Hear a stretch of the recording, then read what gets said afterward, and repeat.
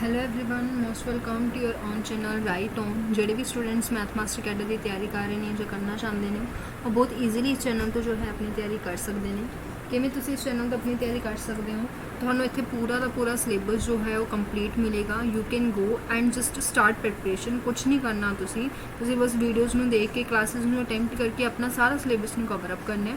And four practice ਤੁਹਾਨੂੰ MCQs ਵੀ ਮਿਲਣਗੇ। MCQs ਦੀਆਂ ਵੀ ਕਲਾਸਿਸ ਨੇ ਜੋ ਉਹ ਅਪਲੋਡਡ ਨੇ। ਆਰਾਮ ਨਾਲ ਤੁਸੀਂ ਜੋ ਹੈ ਆਪਣੀ ਤਿਆਰੀ ਘਰ ਬੈਠੇ ਫ੍ਰੀ ਆਫ ਕੋਸਟ ਕਰ ਸਕਦੇ ਹੋ। ਠੀਕ ਹੈ, ਸੋ ਜੇਕਰ ਤੁਸੀਂ ਫਸਟ ਟਾਈਮ ਆਏ ਹੋ then don't forget to share it and ਜ਼ਿਆਦਾ ਤੋਂ ਜ਼ਿਆਦਾ ਸ਼ੇਅਰ ਕਰੋ ਆਪਣੇ ਫਰੈਂਡਸ ਦੇ ਨਾਲ। ਜ਼ਿਆਦਾ ਤੋਂ ਜ਼ਿਆਦਾ शेयर अपने फ्रेंड्स के नाल करो, लाइक करो, सबसक्राइब करो। ठीक है जी, चलो तो अज का जो टॉपिक है यह अपनी लास्ट वीडियो है प्रोबेबिलिटी दी। इस बाद अपना ये टॉपिक जो है कंप्लीट हो जाएगा और इस तो बाद अपना जो नेक्स्ट टॉपिक होएगा वो LPP होएगा। ठीक है, सो ये देखो जी अपने कोल जो है अज का जो टॉपिक है that is expected value variance. ये सारिया चीज़ों के डिस्कस करांगे, बाकी सारा कुछ ये कवर अप हो चुके हैं। ये है अपना चैप्टर नंबर 17। तो जिन्होंने हाल तक टैलीग्राम ग्रुप नहीं ज्वाइन किया क्योंकि इस तो बाद जो MCQs दी क्लासेस होया करनगियां वो लाइव होया करनगियां, तो वो लाइव क्लासेस ज्वाइन करने के लिए जो लिंक है आप टैलीग्राम ग्रुप के भेजते हैं। टैलीग्राम ग्रुप का लिंक है थानू किसी भी वीडियो के डिस्क्रिप्शन के मिल जाएगा। उत्थों तुसी आराम नाल जो है टैलीग्राम ग्रुप में ज्वाइन करो तो अपनी अपडेट्स लैंदे रहो। ठीक है जी, चलो तो अगे अगर आप गल करिए अज का जो टॉपिक के सब तो पहले आप डिस्कस करन लगे और डिस्कस करन लगे expected value.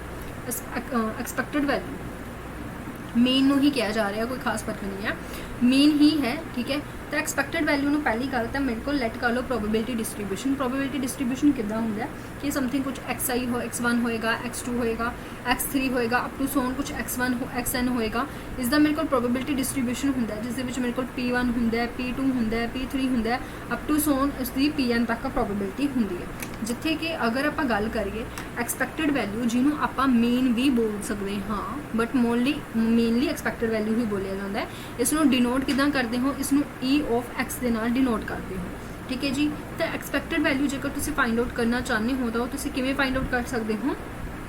Summation of PI XI। ठीक है, इफ X इज डिस्क्रीट, जेकर X डिस्क्रीट है, थोड़ा पता है इंटीजर डिस्क्रीट है ना, तो फिर तो तुम इदा करोगे। जेकर डिस्क्रीट ना हो के कंटीन्यूस के चला जाता है फिर तुम की करोगे, फिर तुम इस तरीके सॉल्व करोगे। खैर इदा कदे आया नहीं, मेनली डिस्क्रीट के ही होंगे। ठीक है, तो जेकर इफ X इज कंटीन्यूस, ठीक है सिंपल, तो कंटीन्यूस डिस्क्रीट ये सारिया चीज़ा ऑलरेडी अपने को डिस्कस हैगी। ठीक है जी, तो यह अपने को की है E ऑफ X। मेरा थोड़ा पेन मन लग रहा है इधर उधर हो गया, तो करके प्रॉब्लम काफ़ी आ रही है।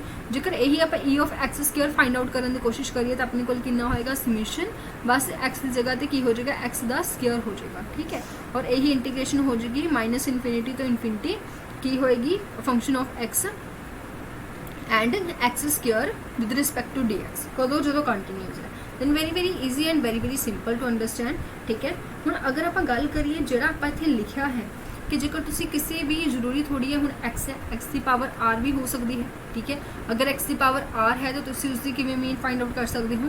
इसकी मीन तुसी फाइंड आउट कर सकते हो समेशन PI XI दी पावर R। ठीक है, और integration minus infinity to infinity अपन को की होया करेगा फंक्शन ऑफ X होया करेगा इंटू X की power R with respect to dx। इदा तुसीं इसकी इंटीग्रेशन करनी है। ठीक है, सारा कुछ वही है, कुछ भी चेंज नहीं हैगा। तो यह जो तुसीं इत्थे लिखिया है ये अपने को की हुंदा है, ये हुंदा है अर्थ मोमेंट अबाउट ओरिजन। ठीक है, this is earth moment about origin. ठीक है, तो हुण देखो मान लो तुहानूं कह दिता कि फर्स्ट मोमेंट फाइंड आउट करो, फर्स्ट मोमेंट अबाउट। हुण ओरिजन की जगह थोड़ा एक पर्टिकुलर नंबर दे दिता A, तो यह थोड़े को की बनेगा जी? ए बनेगा X माइनस A। सिंपल। ठीक है, डबल ब्रैकेट ना लगाओ, एक लगा लो। ठीक है, 1 मिनट। हाँ जी, तो ये बस तुसीं इसका मीन फाइंड आउट करना है। अगर यही थानू कह देन कि second moment about A find out करो तो थोड़े को की बन जाएगा? तुसी की करना होएगा X माइनस A का बस इत्थे स्क्वायर हो जाएगा। उत्थे ओरिजन है मतलब 0 है, तां करके अपने को जस्ट E हुंदा है। अगर अपने को कोई एक पर्टिकुलर नंबर दे देन तो उसनों पहला आप X के विचों माइनस करा। ठीक है, क्लियर है।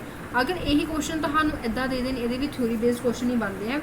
ठीक है, अगर तुहानूं पूछ लैन फर्स्ट मोमेंट अबाउट ओरिजन। अगर यही ओरिजन होवे तो थोड़े कोल की बनेगा जी, थोड़े कोल बनेगा ई एक्स कैपिटल एक्स, ठीक है। अगर यही कह दें second moment about origin find out करो तो थोड़े कोल की बन जाएगा ई एक्स स्क्वेयर। अगर यही थोनू कह दें कि फर्स्ट मोमेंट फाइंड आउट करो अबाउट मीन, हुण मीन माइनस कर दोगे तो थोड़े कोल कितना बन जाएगा एक्स माइनस मीन, ठीक है। और अगर यही थोनू कह दें second moment about mean find out करो तो थोड़े कोल कितना बन जाएगा एक्स माइनस मीन दा स्क्वेयर। फिर तुसी इसकी सॉल्व करो, ठीक है। सो कुछ इन्ना डिफिकल्ट है नहीं, सिंपल जी गल्लां ने सारी, ठीक है। हुण देखो ये थोड़े माइंड च आ रहा होना मैम ये सब कुछ तो ठीक है, असं मीन फाइंड आउट किमें करना, मीन किमें फाइंड आउट करते होने आप बस उमें होगा, ठीक है।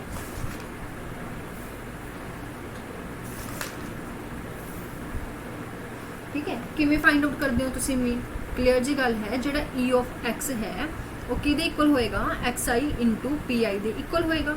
एक्स आई कड्डो पी आई कड्डो, दोनों की मल्टीप्लाई करो, दोनों की मल्टीप्लाई करके एडिशन कर दो सब का, तो एक्स आई आ जाएगा, ठीक है। क्लीयर है। तो हुण आपां चलते हाँ इस दी प्रॉपर्टीज़ के बारे, ठीक है। जिवें आपां उहदे विच करदे हुंदे सी स्टैटिस्टिक्स दे विच, हुण इहदे विच मैं तुहानूं क्वेश्चन करके दिखा दांगी, चलो एक है ना थोड़ा आइडिया हो जाएगा। 1 मिनट, चलो कढ़ ही लैंदे एक क्वेश्चन। फॉर एग्जाम्पल मैनू इत्थे की दिता होया प्रॉपर एक प्रोबेबिलिटी डिस्ट्रीब्यूशन दिता होया, ठीक है जी। प्रोबेबिलिटी डिस्ट्रीब्यूशन की दिता होया 0 1 2, फर्स्ट की प्रोबेबिलिटी है 1/4 1/2 एंड 1/4। तो इसका जेकर मैंने मीन कढ़ना तो मीन किदा होएगा, जो एक्सपैक्टेड वैल्यू किदा होएगी वो मेरे को होएगी summation x I P I, ठीक है। तो summation x I P I मेरे को कितना होएगा, पहला तो मैं एक्स आई और पी आई कढ़ लवां है ना, तो इत्थे लैट कर लो मेरे को की है, इत्थे लिख रही हूँ मैं एक्स आई पी आई मतलब दोनों की मल्टीप्लाई 0 1/2 एंड 1/2, ठीक है। तो इन्हों का ऐड कर दो तो मेरे को कितना बन गया 0 + 1/2 + 1/2 which is equal to 1 I think so. So ये मेरे को की आ गया मीन आ गया। सो इदा तुम आराम नाल क्वेश्चन सॉल्व कर सकते हो, नॉट अ बिग डील, ठीक है। तो अपने को मेन ये बनता है प्रॉपर्टीज़, प्रॉपर्टीज़ किहड़ियां होणगियां। तो ये प्रॉपर्टीज़ देखो जी, पहली प्रॉपर्टी अपने को किसी भी कॉन्स्टेंट का तुसी मीन कढ़न की कोशिश करोगे उन्हें वही कॉन्स्टेंट आ जाना, ठीक है। किसी भी कॉन्स्टेंट का तुसी मीन कढ़ोगे तो उन्हें वही कॉन्स्टेंट आ जाना है। मेरे पेन में इग्नोर करो, ठीक है।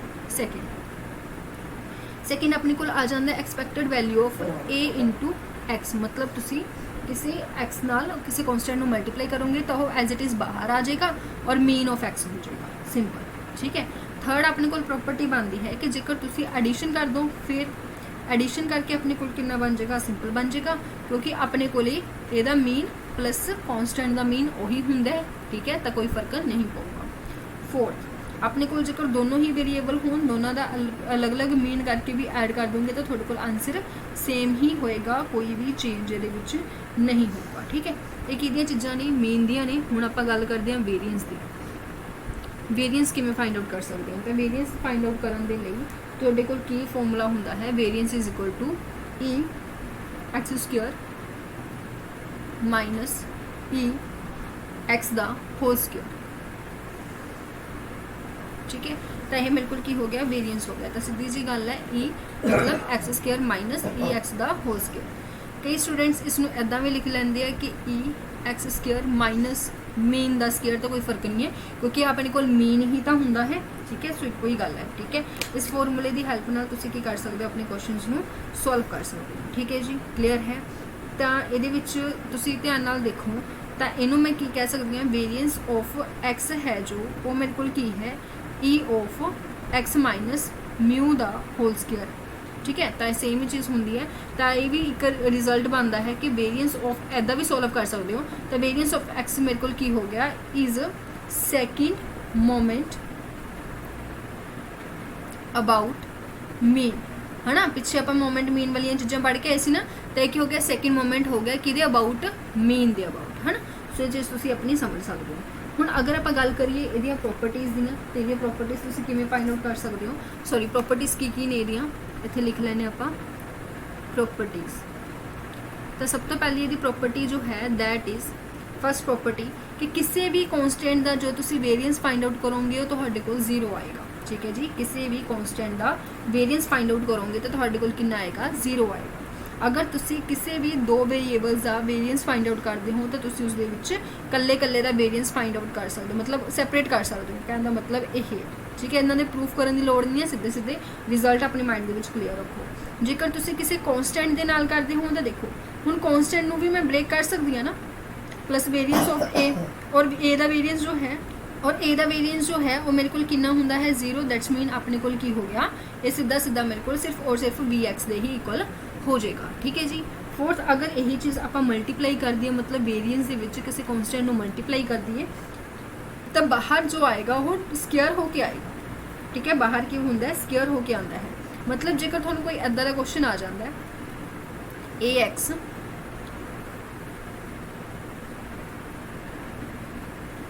एक्स प्लस बी, तो तुसी की करोगे, थोड़े को बन जाएगा ए वी एक्स प्लस 0, मतलब सिर्फ तो सिर्फ ए वी एक्स ही थोड़ा रिजल्ट होएगा, ठीक है जी। क्लीयर है। एक रिजल्ट अपने को ए भी बनता है, जेकर तुसी अंदर माइनस है तो तुसी इसनूं सॉल्व करोगे तो ये भी थोड़े को एडिशन दे विच ही बाहर आएगा, एडिशन दे विच ही थोड़े को इसका अलग अलग दे विच वेरीएंस जो है वो तुसी फाइंड आउट कर सकते हो। तो बस ये सिंपल जे रिजल्ट ने जिहड़े तुसी अपने माइंड दे विच की रखने ने, क्लीयर रखने ने, किहनूं लैके वेरीएंस नूं लैके। और रही गल स्टैंडर्डाइजेशन की, स्टैंडर्डाइजेशन तो थोड़ा पता ही है कि रूट कर दो वेरीएंस का, थोड़े को आ जाएगा स्टैंडर्डाइजेशन आ जाएगा। और वेरीएंस की हुंदा सी, वेरीएंस हुंदा सी दिस माइनस म्यू दा स्क्वायर, या फिर सीधा ही लिख लो इदा, ठीक है जी, इदा, ठीक है। तो हुण जेकर तुसी इनू सॉल्व करोगे तो थोड़े को हो जाएगा वेरीएंस आ जाएगा, सॉरी स्टैंडर्डाइजेशन आ जाएगा, ठीक है। तो जी एक एग्जाम्पल आप पिछे की सी जिहदे आप मीन फाइंड किया सी, वही एक एग्जाम्पल हुण फिर लै लीए। तो उस एग्जाम्पल के आप वेरीएंस ते स्टैंडर्डाइजेशन भी फाइंड कर लैने हैं, तो सारे डाउट्स थोड़े की हो जाएंगे, क्लीयर हो जाएंगे। लैट मैंने एक्स कितना दिता होया 0 1 2, ठीक है। और इस दे विच मैनू प्रोबेबिलिटी ऑफ एक्स मिल गई, ठीक है। हैड आने की प्रोबेबिलिटी कढ़ी हुई है which is 1/4 1/2 1/4। Probability distribution I think जो सबनों बनाना आता है ना। सो ये जो तुसी गल की सी x i into p i, तो वो अपने को कितना बन गया सी 0 1/2 1/2 बन गया सी। और इत्थों मेरे को की आ गया सी 1 आ गया सी विच इज़ माई मीन। ये मेरे को कितना आ गया सी, मेरा मीन आ गया सी। हुण अगर आप गल करिए वेरीएंस की, वेरीएंस के विच ध्यान नाल देखो मेरे को की दिता होया मीन तो हैगा मेरे को, बट मैनू आ चीज़ भी चाहिए है, मतलब मैनू की चाहिए एक्स का स्क्वायर भी चाहिए, ठीक है जी। की चाहिए है ई एक्स का स्क्वायर चाहिए है। तो ई एक्स का स्क्वायर मेरे को कितना आएगा, ई एक्स का स्क्वायर मेरे को कितना आएगा, ये मेरे को होएगा summation x square p i x, sorry p हाँ p i only not x, ठीक है। तो मतलब पी आई, ठीक है। तो मतलब एक्स स्क्वायर मैंने फाइंड आउट करना पड़ेगा, ये मेरे को एक्स है, ठीक है। तो एक्स स्क्वायर मेरे को कितना हो जाएगा 0 1 एंड 4। हुण इसनूं मैंने की करना है, इसनूं मैंने मल्टीप्लाई करनी है पी आई दे नाल, तो मेरे को कितना आ जाएगा 0 आ जाएगा, ठीक है जी। 1/2 आ जाएगा और मेरे को कितना आ जाएगा 1 आ जाएगा। हुण इन्हां सारियां टर्म्स मैंने की कर देना ऐड कर देना। जो इन्हां सारियां टर्म्स मैं ऐड करांगी तो मेरे को कितना बन जाएगा समीशन एक्स स्क्वायर पी आई मेरे को कितना बन गया 3/2 बन गया, ठीक है। तो मतलब ये वैल्यू मेरे को कितनी आ गई 3/2 आ गई। हुण देखो ध्यान नाल जो वेरीएंस का फॉर्मूला सी, वो वेरीएंस का फॉर्मूला मेरे को की सीगा, वेरीएंस का फॉर्मूला मेरे को सी E x square minus mean the square. ये मेरे को कितना आया 3/2 आया, माइनस मीन मेरे को कितना आया सी 1 आया सी, ठीक है। तो मतलब 3/2 दे विचों 1 मैंने माइनस करता था 1/2 आ गया, ठीक है। ये मेरे को वेरीएंस आ गया। स्टैंडर्डाइजेशन किवें करना है, रूट कर दो वेरीएंस का, तुहाडे कोल कितना आ जाएगा 1/√2 आ जाएगा। ये तुहाडे कोल की आ गया स्टैंडर्डाइजेशन आ गया, ठीक है। सो इदा तुहाडे कोल मीन भी आराम नाल फाइंड हो जाए करेगा, स्टैंडर्डाइजेशन भी। खैर इदा का क्वेश्चन जे आंदा आराम नाल कर सकते हो, बाकी ज़्यादातर क्वेश्चन प्रॉपर्टी बेस्ड ही आते हैं। क्लीयर है जी। इत्थे जो अज का टॉपिक है अपना विच प्रोबेबिलिटी वो हुंदा है कंप्लीट। कल नूं अपना LPP भी तुहानूं कंप्लीट ही देखने को मिलेगा, तुहाडा वो वाला चैप्टर भी की हो जाएगा कंप्लीट हो जाएगा कल नूं, क्योंकि छोटा जिहा टॉपिक है, हो जाएगा आराम नाल, ठीक है। तो इत्थे फिर ठीक है, तुहानूं अगर पसंद आई video then don't forget to like share and subscribe. Thank you.